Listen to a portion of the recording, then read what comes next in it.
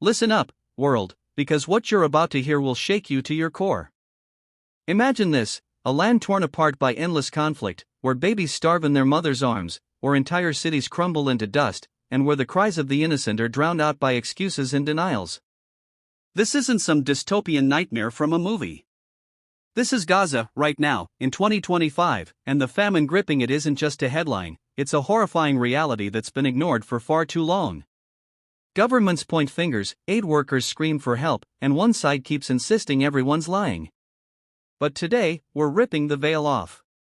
We're diving deep into a jaw-dropping interview that exposes the deflections, the blame games, and the cold hard truth about human suffering that's being swept under the rug.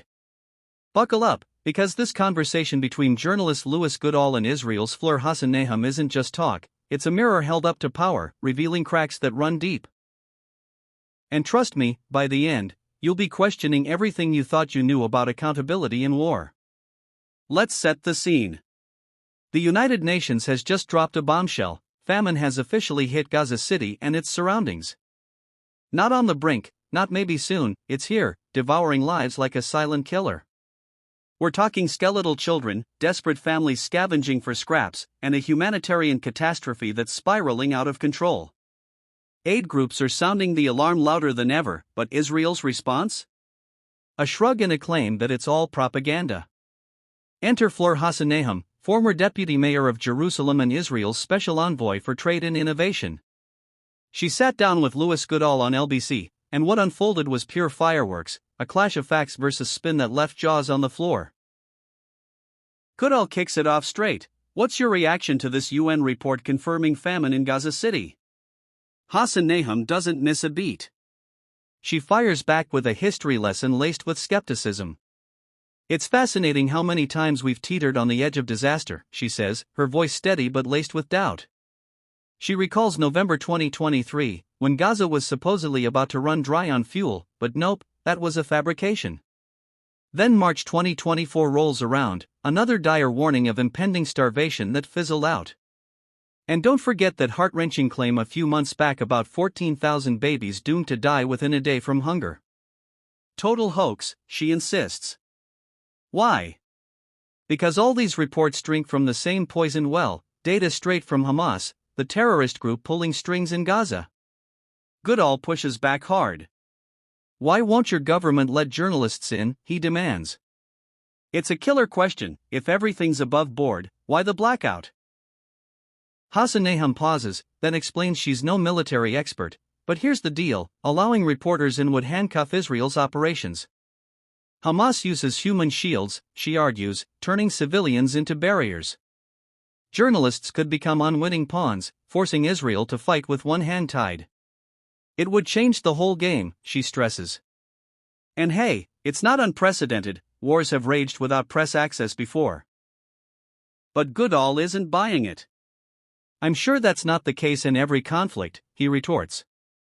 He points out how someone just dismissed the UN body as fake. Hassan-Nahum shoots back: the UN employs terrorists. She dives into examples, like UNRWA, the UN Agency for Palestinian Refugees, caught red-handed with Hamas ties. Remember Sinwar's tunnel? An UNRWA card was found among his stuff. And 7 of the October 7th attackers were on UNRWA's payroll. It's a web of complicity, she claims. Goodall shifts gears, zooming in on the big picture. Why are all these groups gunning for Israel, he asks. The UN, Save the Children, Norwegian Refugee Council, Christian Aid, humanitarian heavyweights, one after another, painting a grim picture. What grudge do they hold? Why the collective lie? Hassan-Nahum's answer is blunt: they're all sipping from the same tainted source, Hamas propaganda. It's not that they're fabricating from scratch. It's that their numbers are fed by a biased machine designed to smear Israel. Not so fast, Goodall counters. So they're all wrong, and your government's right?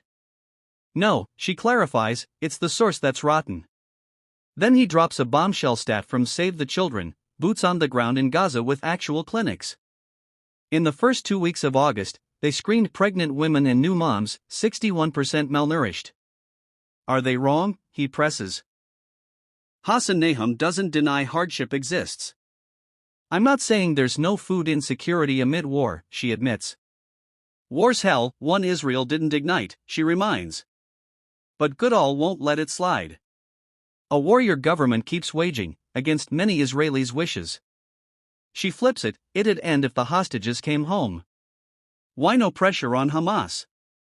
The tension ramps up. Is this the only way to fight, pushing Gaza to famine's edge? Goodall challenges. Hassan Nahum denies it's at the brink. We've had 20 brinks in 2 years, she says, accusing everyone of parroting terrorist lies. Goodall insists, this isn't brink, it's here now. She counters with global context, Yemen's starving masses, Sudan's famine horrors. Why fixate on Gaza?